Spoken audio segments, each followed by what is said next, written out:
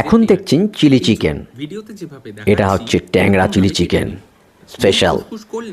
এখানে পেঁয়াজটাকে এরকম কুচি করে কাটবেন, স্লাইড করে, লঙ্কাটাকেও স্লাইড করে কাটবেন, কিন্তু ক্যাপসিকাম দেবেন না। নতুন ধরনের মাংসটা খুব ভালো করে আনবেন, বড় বড় করে কেটে বোনলেস করে আনবেন, সুন্দর করে এরকম কাটবেন, কেটে এবারে ওখানে একটু নুন দেবেন, একটু কর্নফ্লাওয়ার দেবেন, একটু ডিম দেবেন, দিয়ে আদা রসুন পেস্টটা দেবেন, পেস্ট দিয়ে ভালো করে মাখবেন।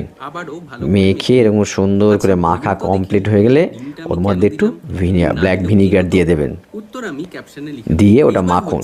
এবার পরের পর্বে আসুন। লিকুম কি হলে ভালো, নয়তো কিকোমান ব্র্যান্ডেরও